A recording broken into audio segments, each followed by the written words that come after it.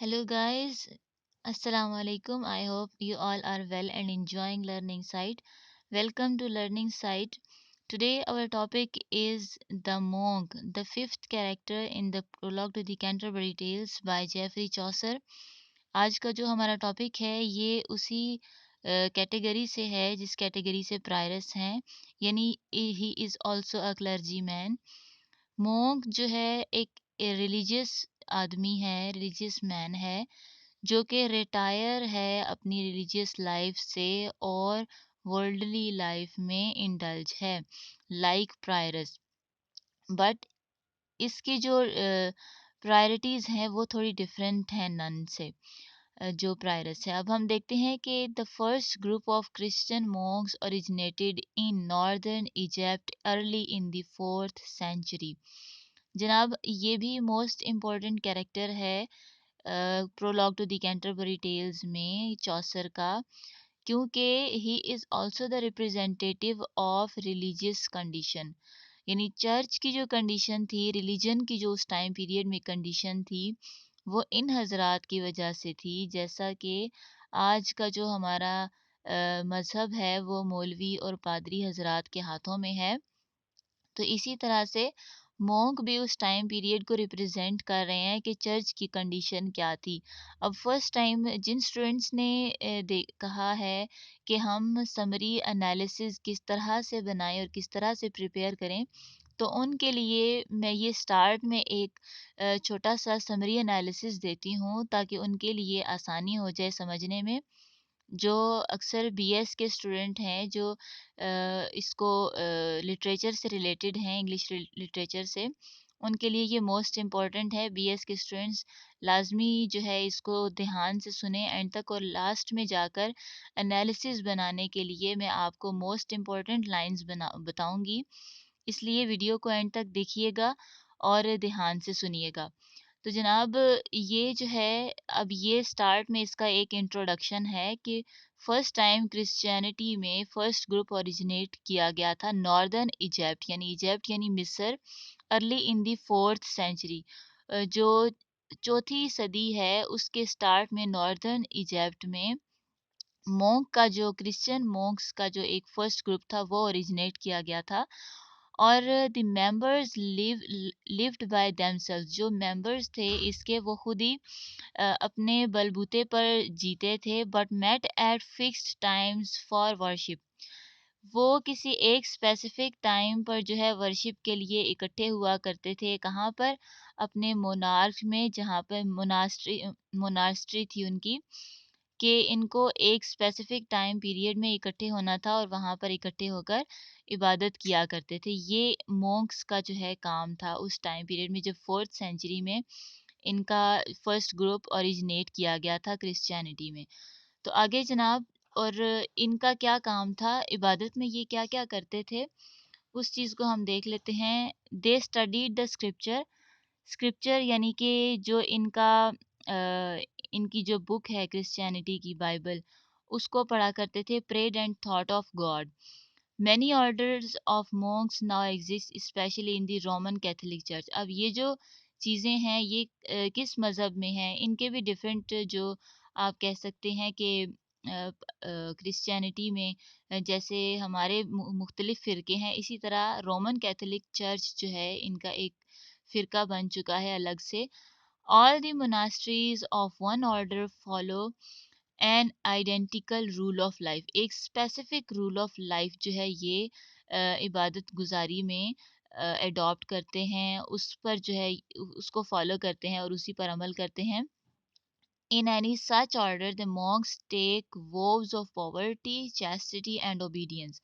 जैसा कि नन है प्रायरस, उनके लिए भी it was important to follow poverty, chastity and obedience, यानी इनको ओबीडियंट रहना है किसका? गॉड का। और रिलीजियस जो कंडीशंस हैं उनका, चैस्टिटी यानी पाक दामनी, और उसके बाद है पॉवर्टी, ठीक है, यानी गुर्बत की कंडीशन में, जैसे अब एक फ़कीर होते हैं उस तरह से इन्होंने रहना है। अब देखें कि जो चौसर का मोंक है वो कैसा हमें दिखाया जा रहा है यहाँ पर। चौसर का जो मॉन्क है does not hesitate to leave his cloister when it suits his player. Cloister क्या होता है कि जो अंदरूनी बरामदा होता है उसको कहा जाता है, यानी जो इबादत गाह इनकी बनी हुई है वहां पर एक बरामदा है, वहां पर इनको स्टिल रहना है चार दीवारी के अंदर ही। लेकिन जो चौसर का मोंक है वो क्या कर रहा है, अपनी खुशी के लिए कुछ भी कर गुजरता है और उसको कोई हिचकिचाहट नहीं होती अपना क्लाइस्टर छोड़ने में। अपना जो एक एक कमरा इनको मिला हुआ है या एक घर जो इबादतगाह है इनकी, खानकाह जिसे हम उर्दू में कहते हैं, to ride out in his fine clothes on his glossy ground palfrey. अब क्या करता है ये, इसकी हरकतें ये हैं कि ये बाहर निकल जाता है सवारी पर बैठकर, खूबसूरत अच्छे अच्छे कपड़े पहन लेता है और चमकता हुआ इसका घोड़ा है, ठीक है, उस पर जो है बैठकर और ये चल पड़ता है। पाल फ्री होता है जनाब ये जो फर होती है ना, उस किस्म का एक ये ड्रेस है, वो जो है पहनकर सॉरी जो इसका पालफ्रे यानी घोड़ा है, जो गैलॉप है इसका, उसके बड़े खूबसूरत बाल हैं, चमकाया हुआ है उसको, बालों को बड़े खूबसूरत तरीके से उसने जो है एक तरीके से उसने सलीका मंदी के साथ उसने घोड़े को सजाया हुआ है। तो जनाब ये इस तरह से इसका घोड़ा है। Even though his old and somewhat narrow rule expressly forbids a monk to go outside the confines of the monastery। अब ये बहुत ही इंपॉर्टेंट चीज यहाँ पर इसने बताई कि जो मॉन्क हैं इस चीज के लिए फॉरबिड थे, ममनुआ थे कि वो उस हद से, कन्फाइंस होता है हद, कि मोनास्ट्री होती है खानका यानी इबादत गाह जो है इनकी, जो इनको मिली होती है जहाँ इन्होंने रुक कर क्या करना होता है, इबादत एक स्पेसिफिक टाइम में करनी होती है। तो ये क्या करता है, इनके लिए मना है सख्ती से कि वो उस हद के अंदर रहें। लेकिन मो चौसर का जो मोंक है वो ये चीज नहीं कर रहा है। He cares nothing for the requirements and duties of monastic life, he is reckless. वो उस मोनास्टिक लाइफ की जो ड्यूटीज हैं और रिक्वायरमेंट्स हैं उनको टोटली डिनाई करता है, कोई केयर नहीं करता उनकी। अब चौसर का मोंक हमने देख लिया कि वो अब्रॉड राइडिंग करता है, दूसरे मुल्कों में भी जाता है, इंस्टेड ऑफ लेबरिंग और स्टडिंग एज आई बिट, यानी कि बिजाय पढ़ने के और बिजाय खुद मेहनत मजदूरी करने के वो क्या करता है, बाहर मुल्कों में राइड करता है, सवारी पर बैठकर चला जाता है। By but why should his fine gentleman ask Chaucer ironically. अब ये आयरनी जो है इसके सामने बताई जा रही है कि वो ना पढ़ता है, ठीक है, जैसे अब यहाँ स्टार्ट में कहा गया था कि स्क्रिप्चर्स जो है पढ़ना इनका काम है, लेकिन ये मोंक नहीं करता है। तो ऐसा जो है ये क्या करता है, इसको हंटिंग बहुत ज़्यादा पसंद है, जबकि ये खुद कहता है कि जो हंटर्स हैं आर नॉट होली, ठीक है, hunters not holy but he himself is hunting delightedly. ये खुद बड़ी खुशी के साथ जो है ये इसका मशगला है, ये इसकी हॉबी है।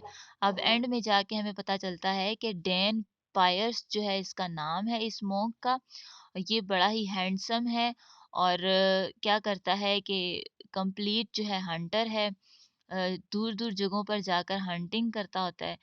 और इसका जो एक स्पेयर टाइम में इसका जो मशगला है वो क्या है, हेयर यानी कि जो खरगोशनी है उनको जो है ये करता है। और इसने जो है हाउंड्स भी रखे हुए हैं, ग्रे हाउंड्स इतने फाइट हैं, फाइटिंग इतने तेज हैं फाइटिंग में जैसा कि बर्ड्स होते हैं, यहाँ पर ये सिमिली यूज करता है। तो जनाब ये जो है लास्ट में एंड तक जाकर इसी तरह से इसकी एक हम देखते हैं कि एक समरी भी बन जाती है। ये कंप्लीट आपकी समरी है, आप इसको स्टॉप करके स्क्रीनशॉट ले सकते हैं और इसको याद कर सकते हैं। नेक्स्ट पेज भी मैं आपको यहाँ दिखा देती हूँ, यहाँ तक जो है एंड होता है इसका। अब वो जो है हमें बड़ा क्लियरली बता रहा है, he kept Swift grey hounds for hunting purposes, hunting के लिए उसने हाउंड्स रखे हुए हैं। All his player lay in tracking and hunting the hare and to enjoy this player he spared no cost, यानी उसको जो है कुछ भी अदा नहीं करना पड़ता, कोई पेमेंट नहीं देनी पड़ती और वो अपना शौक बगैर किसी हेजिटेशन के, बगैर किसी इरिटेशन के वो उसको पूरा करता जा रहा है। तो ये जो है वर्ल्डली वर्ल्डलीनेस जो है हमें शो की गई है। Fine living of this monk are greatly emphasise, बहुत जोर दिया गया है कि किस तरह से वो इतनी अच्छी जिंदगी गुजार रहा है। और मॉन्क्स जो है costume and equipment were most lavish, उसके जो उसने इक्विपमेंट्स भी रखे हुए हैं। He had a large number of valuable horses in his stable, उसके अस्तबल में क्या है, वैल्यूएबल हॉर्सेस हैं। When he road, the jingling of the bridal of his horse could be heard eight a distance, यानी उसने अपने घोड़े को क्या जिंगलिंग यानी घुंघरू वगैरह पहनाए हुए हैं कि बहुत दूर तक इसकी आवाज सुनी जा सकती है। उसकी जो स्लीव्स हैं वो लाइंड विद ग्रे फर। अब देखें कि इसका ड्रेस कैसा है। फर्री इसने ड्रेस पहना हुआ है फ्रॉम द स्क्वायरल, यानी जो गुलहरी है उसके फर की तरह के उसके कपड़ों के अंदर फर लगे हुए हैं। ऑफ द फाइनेस्ट क्वालिटी, और बहुत ही फाइन क्वालिटी के हैं वो, कोई किसी आम क्वालिटी के नहीं है, बड़ी ही फाइन क्वालिटी के हैं। अब उसका वो हमें उसकी जो फिजिकल जो उसका स्ट्रक्चर है वो भी बताएगा हमें कि उसकी जो चिन है वो एक खूबसूरत सी चिन है और चमकता हुआ उसका चेहरा है, और ऐसा लगता है कुछ उसके ऊपर तेल शेल लगाकर मालिश की गई है। With a love not at one and, उसकी चिन के नीचे क्या है, एक लव नॉट है जो गोल्ड की है, इंडिकेट करती है कि he is a worldly man, he is a secular man. He was fat and in very good shape, मोटा सा है, ताजा सा है, ठीक है। और उसका घोड़ा भी बहुत ही फाइन है, पेल नहीं है, पीला नहीं है, जबकि मोंक्स के लिए पॉवर्टी में रहना जरूरी था, कि उनको इस कंडीशन में रहना ज़रूरी है। और खाने-पीने में क्या पसंद करता है वो रोस्टेड स्वैन पसंद करता है, यानी मुर्गाबियाँ पसंद करता है खाने-पीने में। अब जनाब इसकी हम लाइन बाय लाइन देख लेते हैं क्या इसके हैं जो मीनिंग है, इसकी ट्रांसलेशन हम बहुत ही ईज़ी वे में करेंगे, जो आपको बहुत अच्छे से समझ आएगी। इसके साथ-साथ इसको पढ़ने के बाद एंड में मैंने आपको मोस्ट इम्पोर्टेंट लाइन्स बतानी है जो कि आपकी एनालिसिस बनाने के लिए बहुत ज़्यादा इम्पोर्टेंट है। अगर एग्ज़ाम में आपका पेपर आता है, क्वेश्चन कोई आता है, तो आपने इस कैरेक्टर को किस तरह से हैंडल करना है। ये अक्सर कंपैरिजंस में आता है, बीएस के स्टूडेंट्स के लिए इम्पोर्टेंट है बहुत ज़्यादा।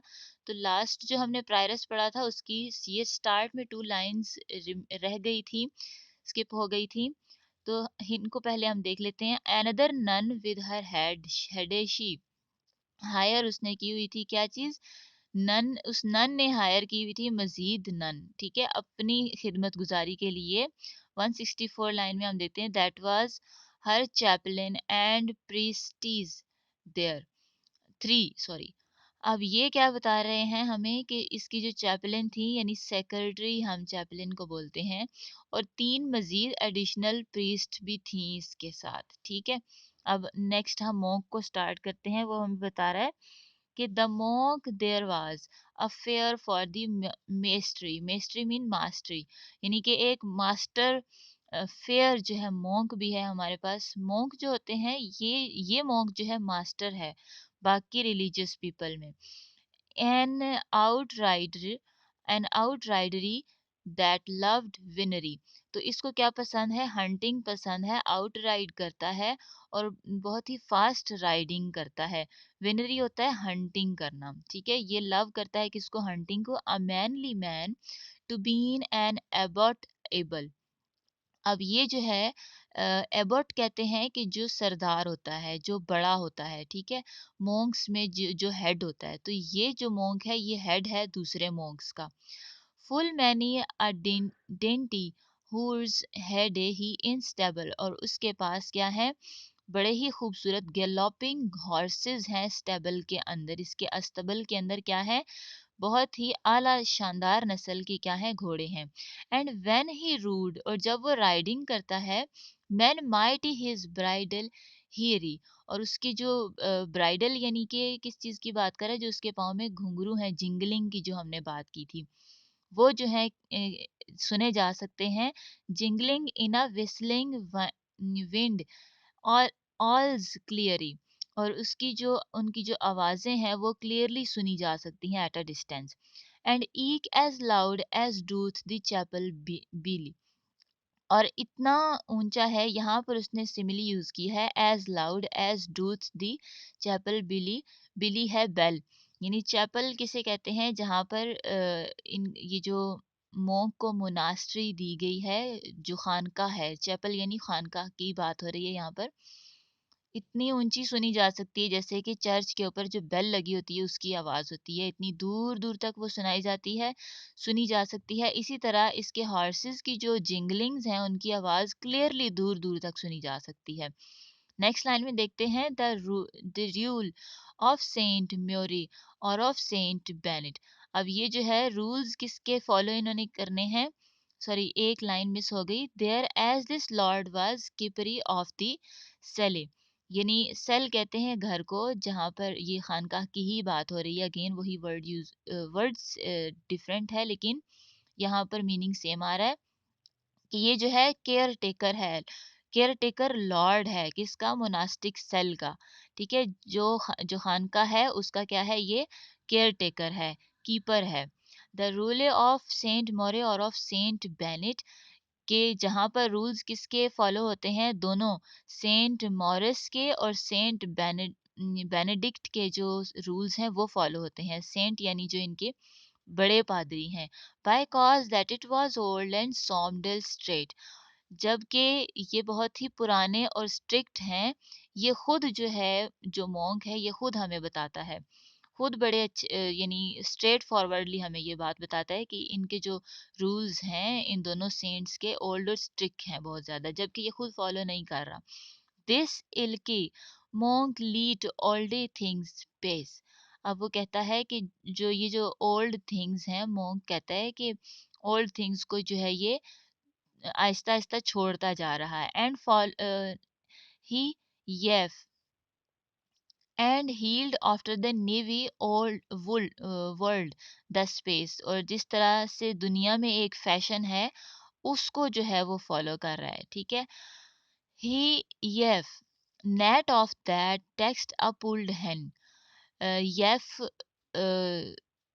एंड येफ नेट यानी not of that text a pulled hen, वो कहता है कि येफ नेट कहता है कि वो जो है कंडेम करता है किसको, पुल्ड हैन, यानी जो हैन को जो है ना ज़िबा करना, वो जो है वर्थलेस समझता है।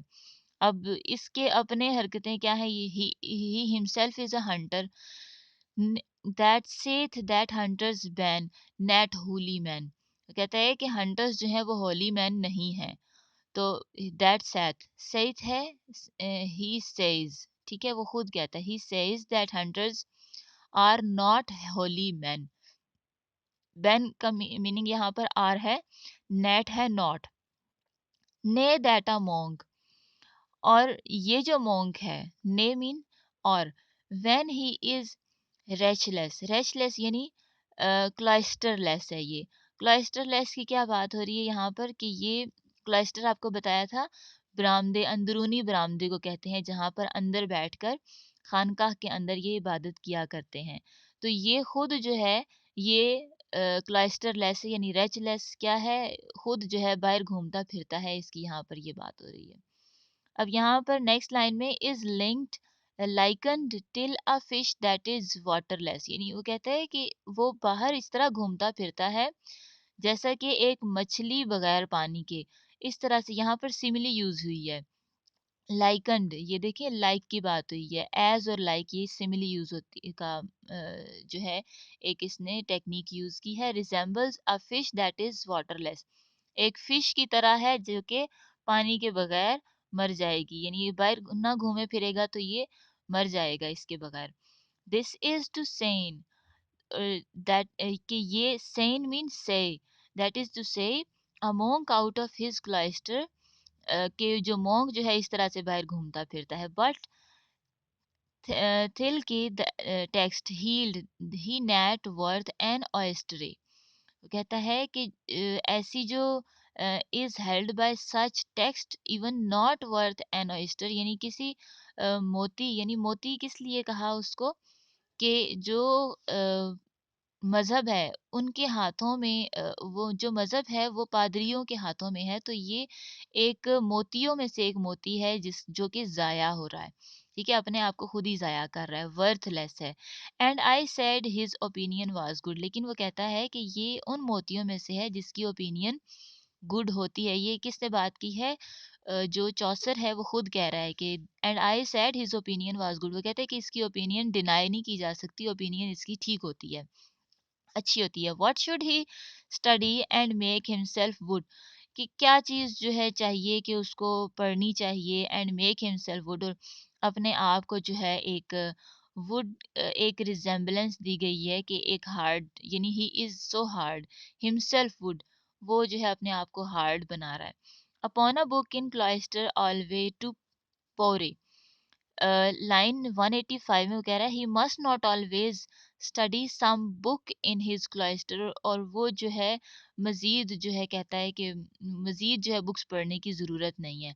186 लाइन में कहता है और swing gun with his hands and labour, और जो है इसको अपने बगैर जो है लेबर के ये रह रहा है, ठीक है, जबकि जो मोंक्स होते हैं उनको चाहिए कि वो अपने हाथ से मेहनत करें और अपने हाथ से जो है इनको एक मैनुअल यानी अपनी लाइफ को गुजारना चाहिए मेहनत मजदूरी करके, जबकि मोंक जो है ये काम नहीं कर रहा, is totally opposite to it.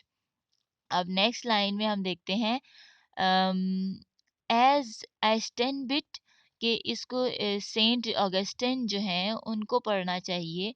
Have it for himself reserved, के how shall the world be served, यानी दुनिया को कैसे सर्व किया जाएगा जबकि सेंट ऑगस्टिन को जो है ये पढ़कर फॉलो नहीं करेंगे। Let Austin have his swings to him, H I M him है ये, रिजर्व्ड, यानी ये रिजर्व हो गया है, पीछे हट गया है, उनकी जो तालीमात हैं, उनकी जो मजहबी रसूमात और तालीमात दी गई हैं उनसे क्या हो गया, ये बरी हो गया, खुद को आज़ाद कर लिया इसने। Therefore he was a prikasour a right, और इसीलिए ये जो मोंक है जस्टिफाइड इन हेयर हंटिंग, ये क्या कर रहा है, प्रिकेसर होता है हेयर हंटिंग को कहते हैं, जस्टिफाई किया गया है कि ये हंटिंग ही करता रहता है, तालीमात से दूर है जिसकी वजह से ये इन चीज़ों में फजूलियात में इंडल्ज हो गया है।